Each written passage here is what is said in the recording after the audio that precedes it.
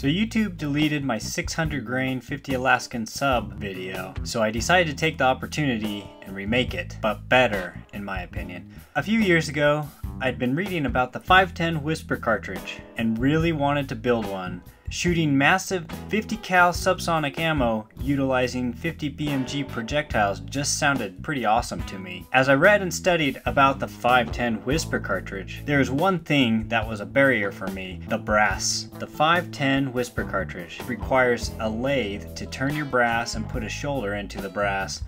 This seemed like it would be too expensive to buy the lathe turned brass and too difficult for a guy like me to make my own without a lathe.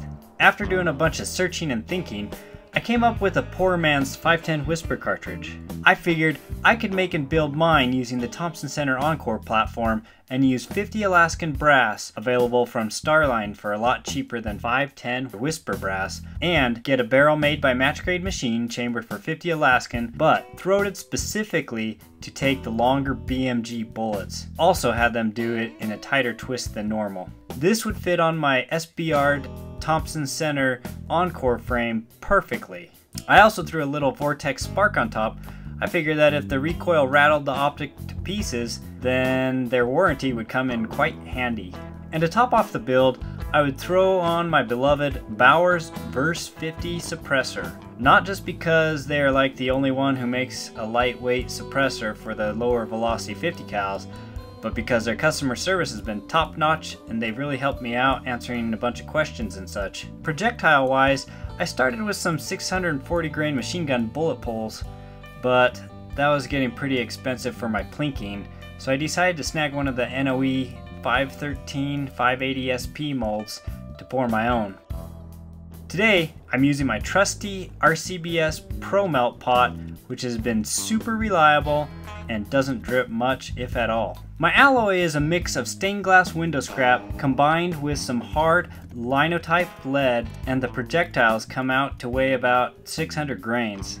As you can see here, I'm just using a little bit of wax to flux my lead. As you flux and clean your lead, you want to make sure that you scrape the edges of your pot and try and get all the impurities to surface at the top. I use a bent spoon to scrape, stir, and skim the top. Wax and sawdust are both good materials to use as flux.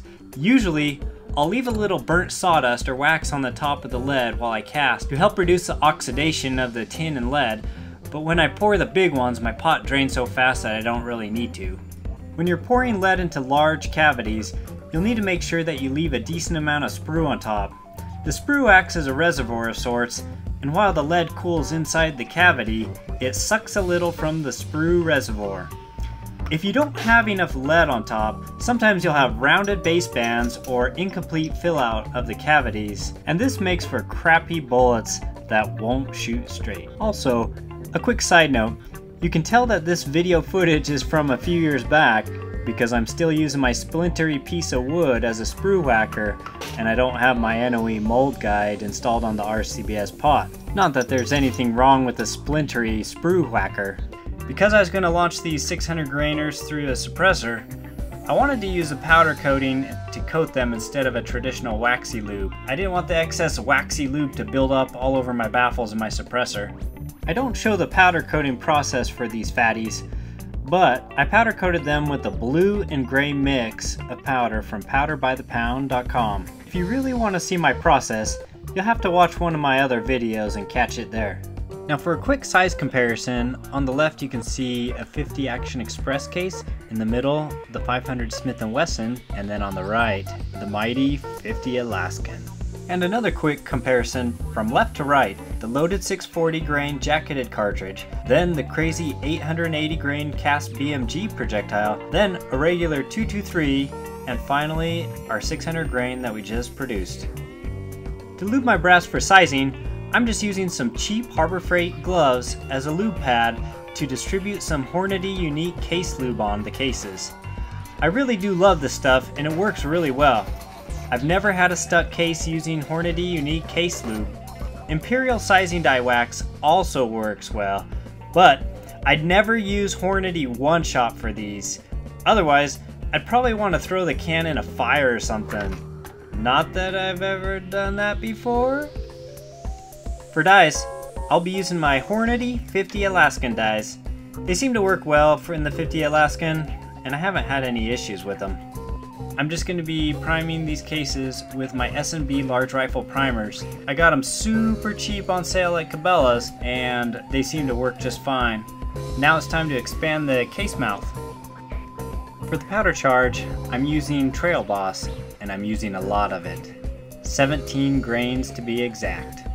I always like doing a little once over with the eyeballs to make sure that the powder is thrown correctly. Sometimes Trail Boss has a tendency to bunch up in a powder throw. Now it's time to seat and crimp. This is what the finished product looks like. Almost like a small rocket or something. Now it's time to try them out. First I'm going to shoot a couple misses so you can hear what it sounds like suppressed. Yep.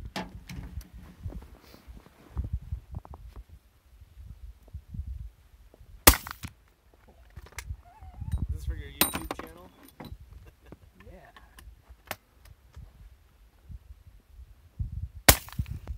Now I'll hit the steel plate a couple times.